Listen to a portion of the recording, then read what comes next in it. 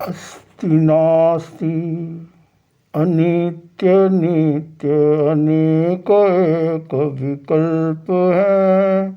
सम विषम या वाच्य और अवाच्य भी अविकल्प है।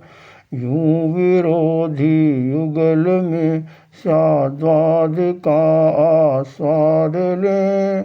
अनेकांत स्वरूप का अवबोध प्रतिवाद ले।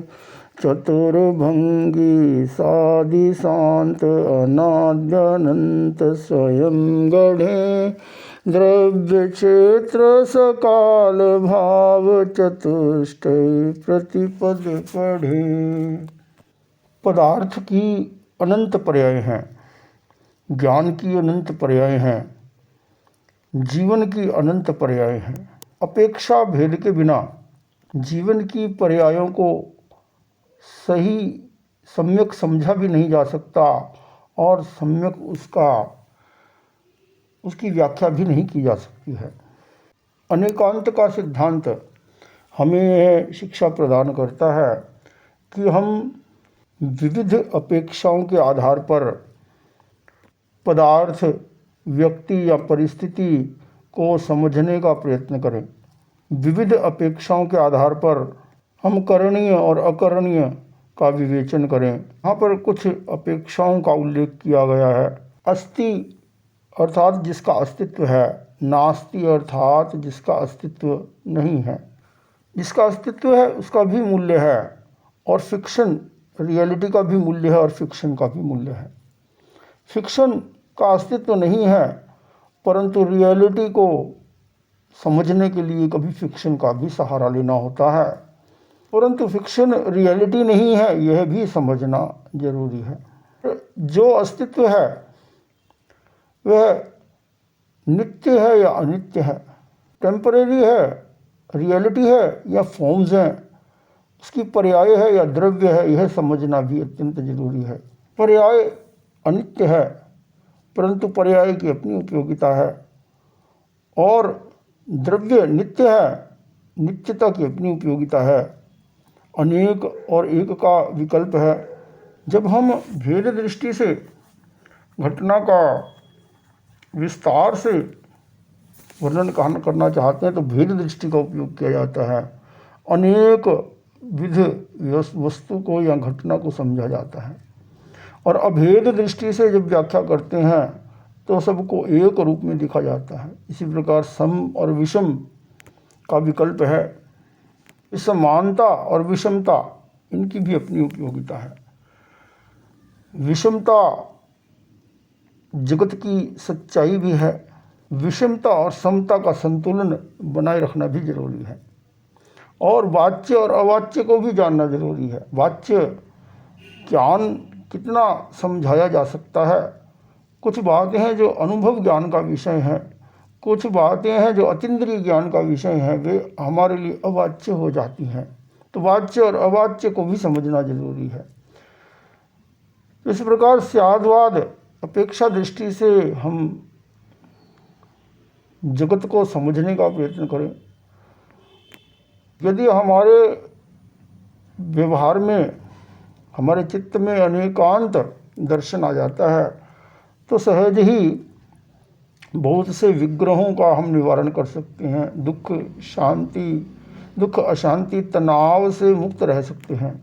सादी, शांत, अनादि, अनंत आदि इस प्रकार से विविध प्रकार के भंग बन जाते हैं। द्रव्य, क्षेत्र, काल, भाव के अनुसार विविध अपेक्षाओं से बात को समझा जा सकता है। तो सर्वांगीण दृष्टि से, जहाँ अपेक्षा भेद से हम बात को समझते हैं तो वह सर्वांगीण दृष्टि कहलाती है। वहाँ एकांत आग्रह नहीं होता है। प्रतिक्षण उत्पाद व्यय पर मूल में ध्रुव तत्व है। उत्पन्न विगमे धुवे वहाँ त्रिपदी का सत्य है। द्रव्य गुण पर्याय परिणति प्रक्रिया जो सीख ले, प्रकृति का विज्ञान श्रावक ज्ञान की वन का फल है। भगवान महावीर ने उत्पाद, व्यय और द्रव्य, उत्पन्ने व विगमे इवा धुवे इवा, इस त्रिपदी का प्ररूपण किया। इस त्रिपदी के आधार पर भगवान ने द्रव्यों की व्याख्या की।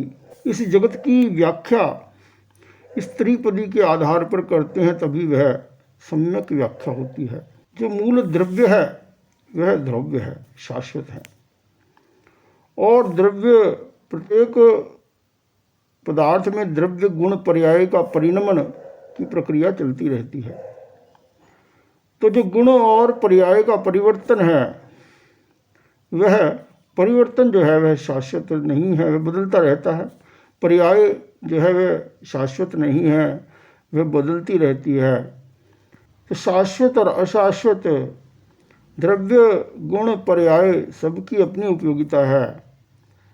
चक्र उद्भव मरण का पर सदा शाश्वत जीव है, स्वर्ण कंकण मुद्रिका का उदाहरण सजीव है।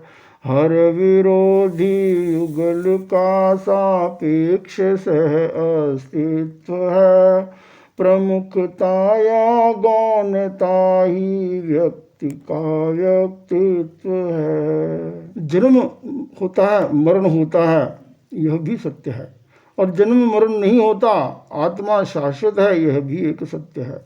वस्तु की उत्पत्ति होती है, वस्तु का विनाश हो जाता है।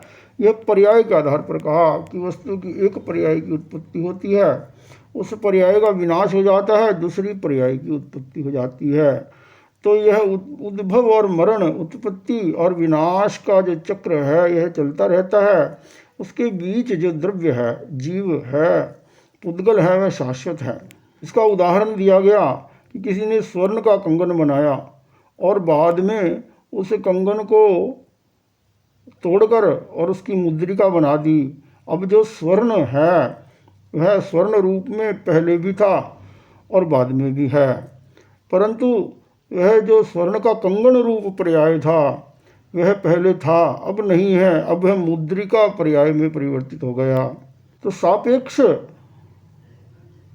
का सिद्धांत है जो, उसके आधार पर हम शांतिपूर्ण सह अस्तित्व का विकास कर सकते हैं। कोई भी व्यक्ति अच्छा है या बुरा है, उसको विविध अपेक्षाओं से ही समझा जा सकता है। कभी किसी बात, कभी व्यक्ति की शिक्षा की जहाँ प्रमुखता है उसके आधार पर वह ज्ञानी है, परंतु आचरण में यदि कहीं कोई कमी है उसके आधार पर वह अज्ञानी भी कहलाता है।